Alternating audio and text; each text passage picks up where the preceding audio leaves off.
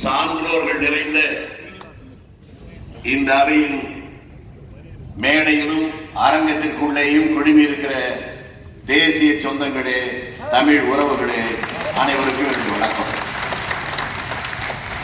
நம்ம தம்பி சீனிவாச முருகன் ஆசி தரணும், முருகன் ஆசி தரணும் சொன்னாரு. வேற ஒண்ணும் இல்ல, நான் தான் முருகன், என் பேர் வேலுசாமி இல்லை. அதனால ஏன் ஆசியை பத்தி தான் அவர் சொல்லிட்டு போயிருக்காரு. நண்பர்களே, இந்த விழாவில் நான் கலந்து கொள்வதாக இல்லை. ஒரு திடீரென்று ஒரு ஏற்பாடு நம்முடைய ரமேஷ் அவர்கள் நேற்று மாலை தான் சொன்னார். அதெல்லாம் ஒரு வந்திருக்காரு. இன்னொன்றையும் சொல்லிக் கொடுக்கிறேன். என்னுடைய வாழ்க்கையில் இன்னைக்கு 77 வயது. பொங்கல் அன்று எந்த நாள் வேண்டுமானாலும் வெளியூர்ல இருப்பேன். ஆனா பொங்கலுக்கு என்னுடைய கிராமத்தில் மட்டும்தான் இருப்பேன். முதன் முறையாக துக்ளக் என்று சொல்லி அழைத்த காரணத்தால் அந்த கொள்கையை ஒதுக்கிவிட்டு வந்திருக்கேன்.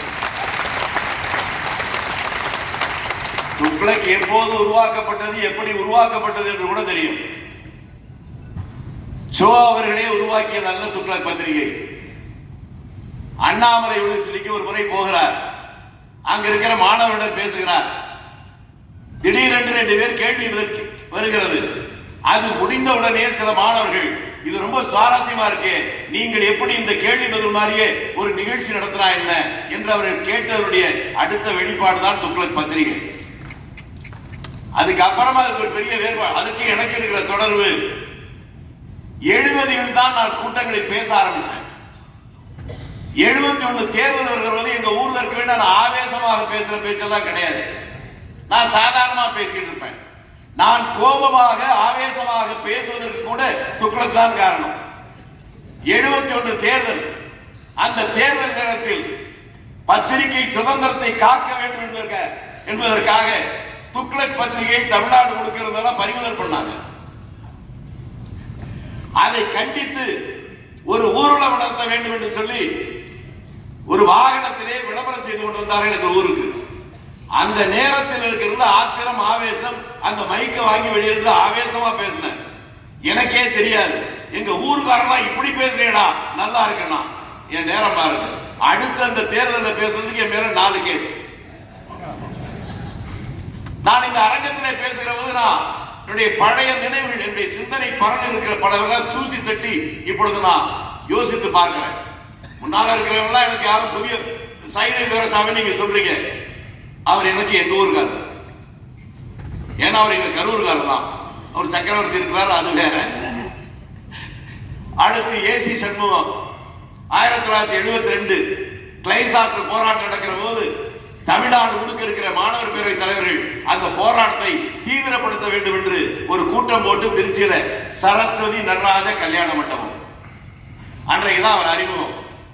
ஊரிஸ் காலேஜ் இருந்து வந்தார். கரெக்டா அடுத்து பொன்னார். இவரை எனக்கு தெரியாது. அவங்க தாய்மாம அந்த காலத்திலேயே சட்டமன்ற உறுப்பினர், அவங்க சித்தப்பாவும் சட்டமன்ற உறுப்பினர். அவங்க தாய்மாமன் வீட்டுல செட்டிகுளத்துல 72ஆம் ஆண்டே நான் பொதுக்கூட்டம் பேசிவிட்டு அவங்க வீட்டுல தங்கியிருக்கேன். பக்கத்தில் இருக்க தம்பி சூர்யா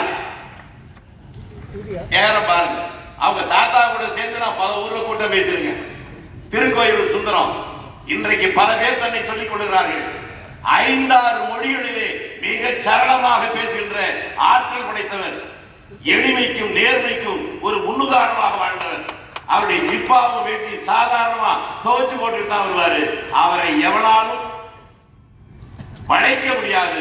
அவர் அவராகவே கடைசி வரை வாழ்ந்தார். எச் ராஜா, ரிலையன்ஸ் பால் அவர்களுக்கு எனக்கு 50 ஆண்டுக்கு மேல வழக்கம் உண்டு. அவங்க மாமா. அவர் சொன்னதுக்கு அப்புறம் தான் இவருக்கு எனக்கு இருக்கிற தொடர்பே அவருக்கு புரியுது. அவர் சம்பந்தி இப்ப கரூரை சேர்ந்தவர், டிஎஸ்எம்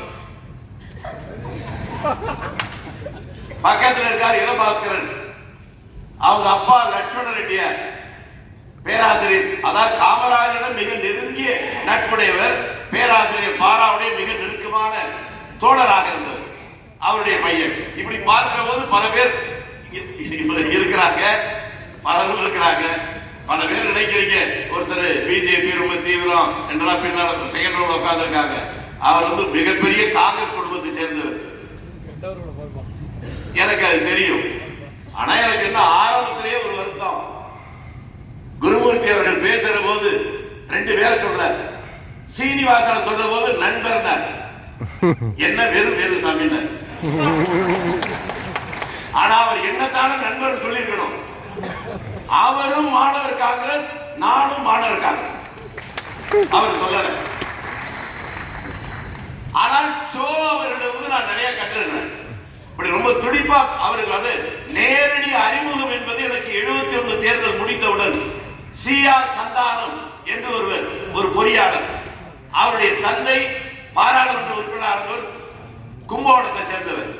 அவருக்கும் சோ அவர்களுக்கும் மிக நெருங்கிய நட்பு உண்டு. அவர் தான் எனக்கு முதலில் அறிமுகப்படுத்தி வைத்தவர். அதற்கு பின்னால் திருச்சியில் பல நிகழ்ச்சிகளில் என் மூலமாகத்தான் பேசியிருக்கிறார். ஒரு சின்னஞ்சிறிய கிராமத்தில் கூட நான் சொன்னேன்றதுக்காக பேசினாரு. அவர் வாழ்க்கையில் எங்கேயும் ஒரு ஊர்ல கூட்டத்துக்கு போய் அந்த கூட்டம் நடக்க முடியாம போய் நான் நாளைக்கு இருந்து பேசிட்டே போறேன் என்று சொன்னது எனக்காக திருச்சியில் மட்டும். அவர் கூட்டத்துக்கு வந்தார். மாலை 6 மணிக்கு மழை பிடிக்கிறது. 9 மணி வரை மழை கொட்டோ கொட்டென்று கொட்டியது. திகைத்து போய் நிற்கிறேன். என்ன செய்வதுன்னு தெரியல. கவலைப்படாத வேலுசாமி, நாளைக்கு இதே இடத்துல திரும்பி பேசிட்டு போறேன். ஜங்ஷனுக்கு ஏத்த மாதிரி வழிவிடுவேல் முருகன் கோயில் அந்த இடத்துல பேசினார். அவர் எனக்கு ஒன்னே ஒன்னு ஆலோசனை சொன்னார். அதை மட்டும் என்னால செய்ய முடியல. பேசுகிற வார்த்தை சொல்லு, ஏன் இப்படி சொல்றீங்க? சுகர் கோட்டட் வேர்ட்ஸை பயன்படுத்துங்க. அது என்னங்க சுகர் கோட்டட் வேர்ட்ஸ்? ஏயா போய் சொல்ற அப்படின்னு பேசுறீங்கல்ல, அப்படி சொல்ல வேணாம். நீங்கள் சொல்வது உண்மை இல்லை அப்படின்னு என்னால ஏத்துக்க முடியல. அவர் பேசுறது வெளிநாட்டுக்கு பல பேர் போறாங்க இப்பெல்லாம். அதெல்லாம் இப்போ என்ன பிரயோஜனம் அமைச்சர்கள் எல்லாம் சொல்லி நம்ம குருமூர்த்தி சார் பேசினாரு. அவர் அந்த காலத்து துக்ளக் நாடகத்தை பார்க்கலன்னு நினைக்கிறேன். அந்த துக்ளக் மதுரா என்ன, நான் அமெரிக்கா போகிறேன். அமெரிக்காவுக்கு எதற்கு? நான் அமெரிக்கா பார்க்க வேண்டாமா? இதெல்லாம் 55 வருஷத்துக்கு முன்னால. வெளியூர்களுக்கு போகிற போது, நாடகம் நடிக்க போகிற போது மட்டும் அவர்கள் நண்பரோடு அறையிலே தங்குவார். அரசியல் கட்சி கூட்டங்களுக்கு வருகிற போது அவர் அறையில் யாரையும் தங்க விட்டதே இல்லை. அவர் மட்டும்தான் தங்குவார். அதற்கு நான் விதிவிலக்கு. திருச்சிக்கு வருகிற போதெல்லாம் அவர் அறையில் நானும் அவரும் சேர்ந்து விடிய விடிய பேசுவோம். ஒரே ஒரு முறை அவர் பையனுக்கு நினைவிருக்கிறதா என்று தெரியாது. 91ஆம் ஆண்டு ஒரு நாள் இரவு வர சொன்னார். டெல்லியிலிருந்து வருகிற போது நேரடியாக வீட்டுக்கு போனேன். என்ன நினைச்சாரு? 11 மணிக்கு போனேன். அவர் வீட்டிலேயே பெட்டை விரிச்சு போட்டு ஒரே பெட்ல 2 பேரும் படுத்து பேச ஆரம்பிச்ச. விடிய விடிய பேசணும். காலையில துணைவியார், என்னதான் ராத்திரி பூரா பேசுறீங்களோ புரியல. இதெல்லாம் காரணம் எனக்கு தெரியாது. எனக்கு அவருக்கு வேற என்ன இருக்க முடியும்? இது ஒரு பூர்வ ஜென்ம பந்தம் என்று கூட நான் நினைக்கிறேன். ஆனா ரமேஷ் அவருக்கு நான் ஒண்ணு சொல்றேன். அவர் நீங்க கருத்தை மாத்திக்கணும். நீங்க என்ன சொன்னீங்க? வரப்போற தேர்தலுக்கு 2 கூட்டணிக்காக 2 பேரும் பேச வைக்கிறேன். நீங்க எப்படி முடிவு பண்ண முடியும்?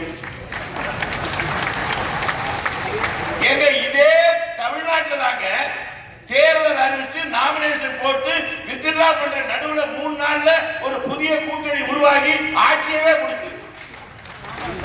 இன்றைக்கு இருக்கிற இந்த கூட்டணிகள் எல்லாம் அப்படியே இருக்குமா? ஒரு கேள்வியை கேட்டு நீங்களே கேட்டு பாருங்கள். விடை அப்போது. அதனால பல மாறுதல் வரும். எந்த நேரத்தில் வேண்டுமானாலும் எப்படி வேண்டாலும் வரும். ஆனால் தேர்தல் முடிவு எப்படி இருக்கும்? நான் தெளிவா சொல்றேன். யார் காங்கிரஸ் கட்சிக்கு அமைச்சரவையில் 5-6 இடம் கொடுக்கிறாங்களோ அவங்களுக்கு ஆட்சி. அந்த விருப்பம் இல்லைன்னா அவர்கள் எதிர்கட்சி. அதனால சீனிவாசன் சிரிக்க கூடாது. உங்களுக்கு வாய்ப்பு இல்லை. ஏனென்றால் காங்கிரஸ் கட்சி யாரோடு வேட்பாளரும் கூட்டு சேரலாம். ஒரே ஒருவரோடு மட்டும் சேர முடியாது. அது பாஜக. அதனால உங்களுக்கு வாய்ப்பே இல்லை. சோழர்களை பற்றி பேசுகிற போது இது நடக்குது. பாஜக எல்லாம் பேசுறாங்கல்ல. பாஜக அதாவது பாரதிய ஜனதா பார்ட்டி அதை அறிவிக்கிற போது அத்வானி, வாஜ்பாய், முரளி மனோகர் ஜோஷி 3 பேரும் அமர்ந்துதான் அறிவிக்கிறார்கள். டெல்லியில முதலில் அறிவித்து அவர்கள் நோட்டீஸ் கொடுக்கிறார்கள் பத்திரிகைக்கு. அதுல பாரதிய ஜனதா பார்ட்டின்னு கிடையாது. அது வந்ததற்கு காரணமே சோ. டெல்லியில் அந்த நிகழ்ச்சி நடக்கிறது. நான் முன்னாடி சொல்றேன், அத்வானி அவர்கள் எமர்ஜென்சி முடிஞ்சு தமிழ்நாட்டுக்கு முதலாக பிரச்சாரத்துக்கு வருகிற போது திருச்சியில் டவுன் ஹாலில் அவருக்கு முன்னாலே நான் பேசியிருக்கிறேன் 77. அதற்கு பின்னால் வந்து இந்த நிகழ்ச்சி நடந்து கொண்டிருக்கிற போது நானும் மறைந்த கலிவரன் அவர்களும் இப்போதும் இருக்கிற கோவை நந்தகோபால் என்று இருக்கிறார், 3 பேரும் ஷோவுடைய அலுவலகத்தில் அமர்ந்து பேசிக் கொண்டிருக்கிறோம். அப்போது அத்வானி அவர்கள் பேசுகிறார். ஷோவிடம் கேட்டுவிட்டு கொஞ்ச நேரம் கழித்து சொன்னார், பாரதிய ஜனதா பரிஷத் என்று அறிவிக்க போகிறார் என்று. எனக்கு அப்ப புரியல. என் பக்கத்துல நந்தகோபால்கிட்ட என்னையா சொல்றாரு, ஏதோ பரிஷத்து என்ன உனக்கு தெரியுமான்னு கேட்டேன். அவர் எனக்கும் தெரியல. அதை கவனித்த ஷோ என்ன பெருசாக என்ன சொல்றீங்க, என்னமோ பரிஷத்து நீங்க, அது ஒண்ணும் இல்ல, நம்ம கட்சின்னு சொல்றோம்ல அதுதான். நான் சொன்னேன், பரிஷத்துனா வடக்க இருக்கவங்களுக்கு தெரியுங்க, தெற்க இருக்கிற நமக்கு எல்லாம் என்ன தெரியும். அது ஒரு 2-3 நிமிடம் விவாதம் வந்தது. அதுக்கு பின்னால் என்ன நினைத்தாரோ உடனே டெல்லிக்கு போன் போட்டார். போடுகிற போது அவர்கள் பத்திரிகையாளர்கள் முன்னாலே அமர்ந்து விட்டார் வாஜ்பாய். இருந்தாலும் பரவாயில்ல, உடனே கூப்பிடுங்க சொன்னோன்னே இவர் அழைத்தால் என்ற ஒரே காரணத்திற்காக அமர்ந்திருந்த வாஜ்பாய் எழுந்து வந்து பேசினார். பேசியவுடன் இவர் தான் சொன்னார், பரிஷத் என்று சொல்லி இருக்கிறீங்க, அந்த பிஜேபி என்று அப்படியே இருக்கிறோம், பரிஷத் என்பதற்கு பதிலாக பார்ட்டி என்று போடுங்கள். இன்றைக்கு யாராவது டெல்லியில அதில் கலந்து கொண்ட பத்திரிகையாளர் இருந்தால் அவர்கள் கையிலே இருந்தால் பார்க்கலாம். அவர்கள் தந்த அந்த பத்திரிகை விளம்பரத்தில் பாரதிய ஜனதா பரிஷத்து தான் இருக்கும். இவர் அத்வானி வேண்டுகோள் விடுத்தார், நீங்கள் பத்திரிகை நாளைக்கு செய்தி எழுதுகிற போது பாரதிய ஜனதா பார்ட்டி என்று போடுங்கள். ஆக இந்த பார்ட்டி என்று வருவதற்கு ஜோதான் காரணம். அவரிடம் எனக்கு பிடித்தது முன்னாலே இருக்கிறவன் நண்பனா எதிரியா என்பதல்ல, அவன் பேசுகிற அல்லது அவன் செய்கிற அந்த செயல்கள் சரி என்றால் சரி என்பதும் தவறு என்றால் தவறு என்பதும் அதில் அவர் சமரசம் செய்து கொண்டதே இல்லை.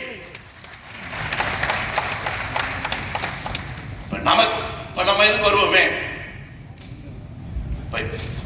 இதுல நேரம் 26 தேர்தல் எப்படி வரும் என்னன்னு கேட்டாரு. அதுக்கு ஒரு முடிவை மட்டும் கண்டேன், சீதையை போல சொல்லிட்டேன். காங்கிரசுக்கு யார் மந்திரி சபையில் இடம் கொடுக்கிறாங்களோ அவங்க தான் வெற்றின்னு. ஆனால் எப்படிப்பட்டவர்களை தேர்ந்தெடுக்க வேண்டும், அது ரொம்ப முக்கியம். நான் ஏன்னா ஒரு கிராமத்தில் பிறந்தவன், யதார்த்தத்தை புரிந்து கொண்டிருக்கிறேன். 4 ஆண்டுகளுக்கு முன்பாக நான் ஊர்ல இருந்து வர்ற போது சீட்டு வந்துச்சு.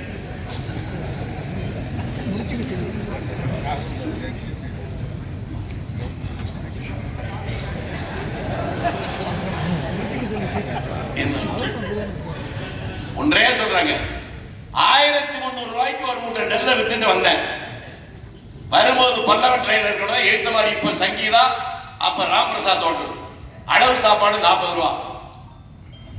இன்றைக்கு அதே 1300 ரூபாய்க்கு வித்துட்டு வர்றேன். இங்க அளவு சாப்பாடு 200 ரூபா. வலி எனக்கு தெரியுது. இந்த மாதிரி வித்தியாசங்கள் வந்து இது ஏன் என்பதை தான் பார்க்கணும். நான் பல விஷயத்தை சொல்ல முடியல, ஒரே ஒருவரை சொல்றேன்.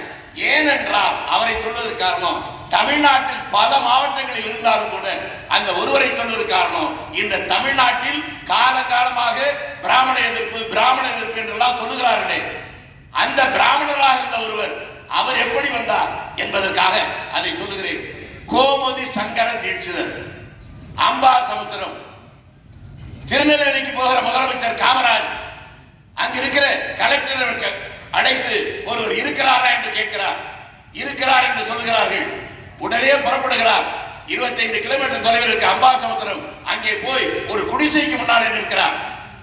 அங்கு பார்த்தோட என்ன காமராஜ் இங்கே வந்திருக்கிற அவர் கேட்கிறார். உடனே இவர் சொன்னார், ஐயரே நான் தான் உன்னை தேடி வரணும், நீ என்ன தேடி வரதா அது தப்புன்னு. ஏனென்றால் சாப்பிடுவதற்கு கூட வழி இல்லாவிட்டாலும் சுதந்திர போராட்ட காலத்திலே ஒரே ஒரு போர்வை மட்டும் கையில் வைத்துக் கொண்டு நாடு முழுவதும் கிராமம் கிராமமாக நடந்து போய் சுதந்திர போராட்டத்துக்கு பிரச்சாரம் செய்து மாலை நேரமானால் அந்த போர்வையை போத்திக் கொண்டு வீடு வீடாக பிச்சை எடுத்து அதிலே சாப்பிட்டு விட்டு மீதம் இருக்கிற சாப்பாட்டை வைத்து அடுத்த நாள் காலையில சாப்பிட்டு விட்டு மீண்டும் போய் அப்படி செய்தவர் அவர் கோமுதி சங்க தீட்சிதர். என்னவென்று கேட்டவுடனே அவர் சொன்னார், தேர்தல் வருது, நீ தேர்தல் நிற்கணும். அதுக்கு அவர் சொன்னது, என்கிட்ட ஓட்ட காலனா கூட கிடையாது, நான் எப்படி தேர்தல் நிற்கிறது? அதுக்கு காமராஜ், இல்லாட்டி என்ன, உங்களை மாதிரி ஆட்கள் எதற்காகவும் ஒதுங்கி போய்விட்டால் தப்பானவர்கள் அதிகாரத்தில் அமர்ந்து விடுவார்கள், நாட்டுக்கே பேராபத்து என்றார். அதற்கு பின்னாலே ஓட்டைக்காரனா இல்லாத கோமதி சங்கர் தேர்தலை நின்றார், வென்றார், 3 முறை சட்டமன்ற உறுப்பினர். ஆனாலும் சாகிற போது சொந்தமாக வீடே இல்லை. காரணம், வாக்காளர்கள் வாக்களிக்கிற போது அவருடைய அளவுகோல் இருக்கிறது. இவன் நேர்மையானவனா, ஒழுக்கமானவனா, நாணயமானவனா, நல்லவனா, அர்ப்பணிப்பு மனோபாவம் இருக்கிறதா, தனி மனித வாழ்க்கையில் ஒழுக்கம் இருக்கிறதா என்றெல்லாம் பார்த்து வாக்களித்தார். அவனும் அதை போலவே வாழ்ந்து விட்டு போனான். இன்றைக்கு அந்த நிலைமை தலைகீழாக மாறிவிட்டது. நான் ஒரே ஒரு முறை தேர்தல், நான் ஒன்னும் ரகசியம் இங்க மட்டும் இல்லை, நான் தேர்தலில் ஓட்டு கேட்கிற போது எனக்கு வாக்களித்து வெற்றியடை செய்தால் நாட்டுக்கு லாபம், தோல்வியடை செய்தால் என் வீட்டுக்கு லாபம். அது 35 வருஷத்துக்கு முன்னால எல்லாமே ஓட்டு கேட்டு வர போதே எவ்வளவு திமிரா இருக்காங்க. இப்ப சொல்றாங்க, அட பாவி, உன் கேரக்டரே அதான் இப்பதான் தெரியுது, லேட்டா தெரிஞ்சு என்ன பிரயோஜனம்? ஒரு பயனும் இல்லை. அதனால செய்ய வேண்டிய நேரத்தில் வாக்களிக்கிற போது அதை செய்யணும். தமிழ்நாட்டில் என்னென்னமோ தவறுகள் நடந்து கொண்டிருக்கிறது, அதை நம்மால் சரி செய்ய வேண்டுமானால் நீங்க யாருக்கு வேணாலும் ஓட்டு போடுங்க. ஆனால் நிற்கிறவன் எப்படிப்பட்டவன்? யோக்கியனா, நல்லவனா, தவறு செய்யாதவனா, தனி வாழ்க்கையில் ஒழுக்கம் இருக்கிறவனா? இங்க எல்லாம் பேசுறாரு, 2 பொண்டாட்டி 3 பொண்டாட்டி ஏதோ சொன்னாரு. என்ன ஒருத்தன் கேட்டான், கல்யாணம் எத்தனை வருஷம் ஆச்சு? 48 வருஷம் தாண்டிட்டாங்க. துணை மனைவி உண்டானா? இல்லன்னு. உன்னை எப்படா உனக்கு ஓட்டு ஜெயிக்க மாட்டான். தமிழ்நாட்டில் இன்னைக்கு அப்படி ஒரு கேவலமான நிலைமை இருக்கு. ஒரு மனைவியோட வாழ்றவனுக்கு ஓட்டு போடுறது இல்லை அப்படின்னு ஒரு முடிவு வச்சுட்டான். அடுத்து ஒன்று இங்க பேசியதுதான் நம்ம சீனிவாசன் சொன்னார், அதற்கு மருந்து காமராஜர் தான். மதம், ஜாதி, நான் நினைக்கிறேன் பிறப்புக்கு நான் காரணம் இல்லை, இறப்பு என் கையில் இல்லை. உங்க எல்லாருக்கும் அதுதான் உண்மையா இருக்க முடியும்.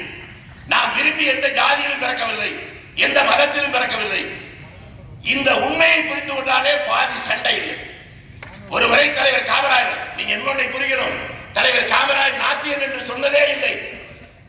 அவர் எந்த கோயிலுக்கும் போனதில்லை, எந்த மசூதிக்கும் போனதில்லை, எந்த சர்ச்சுக்கும் போனதில்லை.